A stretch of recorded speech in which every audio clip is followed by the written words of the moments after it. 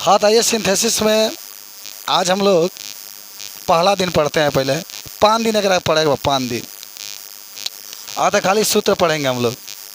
Nominative absolute के द्वारा simple sentence बनाना। आइए तो नहीं हम लोग देखते हैं इसको। देखो लड़की कितना अच्छा किताब लेकर आई है। एब्सोल्यूट में यू रहता है खाली। इसका हिंदी में जानते हो क्या होता है? इसको हिंदी में कहते हैं स्वतंत्र कर्ता।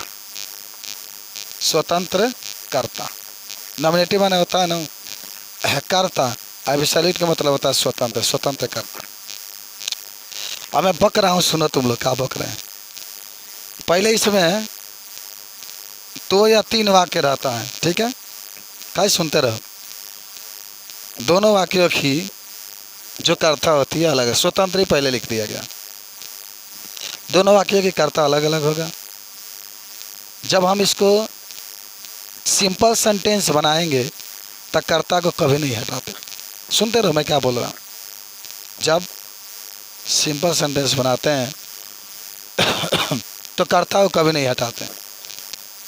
बस करते कितना क्या करते हैं कि जहाँ वर्ब होता है, वर्ब का दूसरा रूप होता है, उसमें हैविंग का यूज करके वर्ब का तीसरा रूप का प्रयोग। देखा 2 मिनट के दिन तुम लोग ब्रेक दिए थे तो ये 2 मिनट में पढ़ लेनी अंग्रेजी जाके घर है।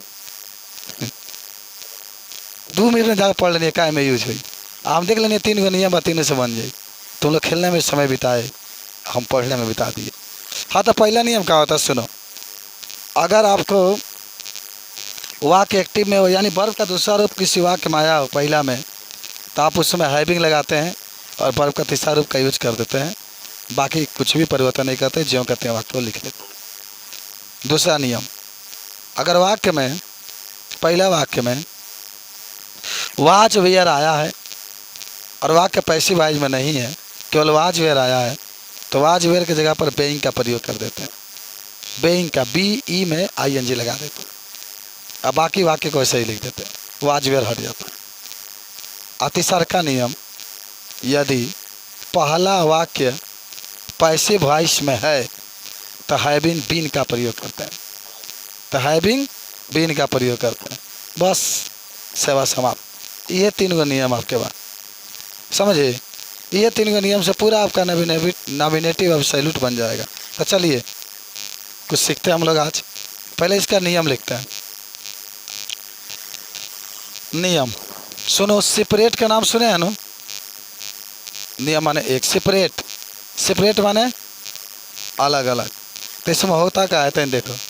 पहले आपका होता है सब्जेक्ट, एकदम आज आपको याद कर लेना है।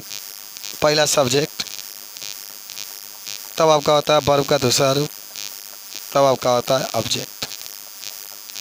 इधर जो होता है ना, ये सब्जेक्ट 1 कर लेना बाबू, ये सब्जेक्ट 2 कर लेना। अलग अलग सब्जेक्ट होता है, ठीक है? प्लस यहाँ जो वर्ब होगा वर्ब लिखेंगे, चाहे जौन भी रूप होके। प्लस ऑब्जेक्ट होता है तो ऑब्जेक्ट हम लोग लिखते हैं। हम इसे जब सिंपल में बनाते हैं तो सब्जेक्ट 1 वैसे ही लिखते हैं। सब्जेक्ट 1 जो है वैसे ही लिखते हैं। प्लस है यहाँ पर हैविंग का प्रयोग कर देते हैं। प्लस वर्ब का तीसरा रूप लिखते हैं। प्लस ऑब्जेक्ट है तो ऑब्जेक्ट लिखते हैं। और कामा करके दूसरा सब्जेक्ट वैसे ही लिख लेते हैं हम लोग। प्लस वर्ब लिख लेते हैं। प्लस यहाँ पर ऑब्जेक्ट अगर सेकेंड है तो उसको हम लोग लिख लेते हैं। एक ये नियम रहा, ठीक है? अभी आपको कुछ एग्जांपल भी बता रहे हैं। एक नियम 2 रहा। एक नियम 2 रहा। सिर्फ इतने बत्ती जला दो किनारे वाला। नियम 2 में क्या होता है? सब्जेक्ट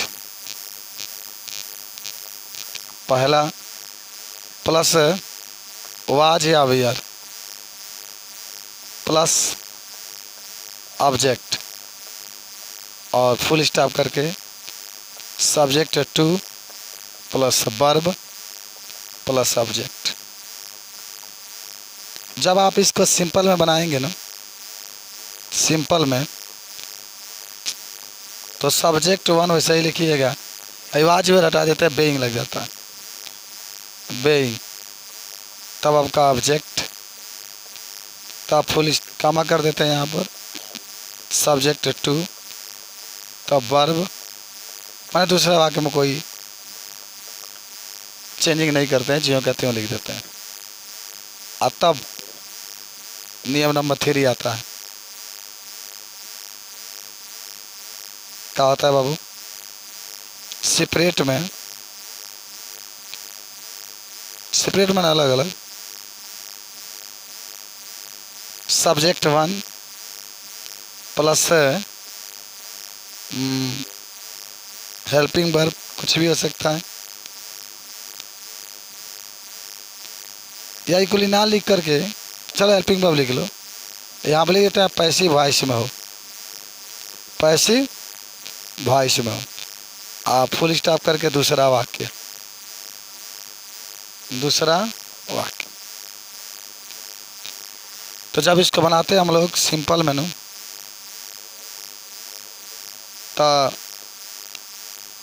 पहले हम लोग सब्जेक्ट फर्स्ट, तब हैविंग, तब बीन, तब वर्ब का तीसरा रूप, तब कमा करके तीसरा वाक्य। चलिए, यही आपका नियम है। ऐसे नियम के तहत आप बना सकते हैं। ठीक है, नोट कर लीजिए था।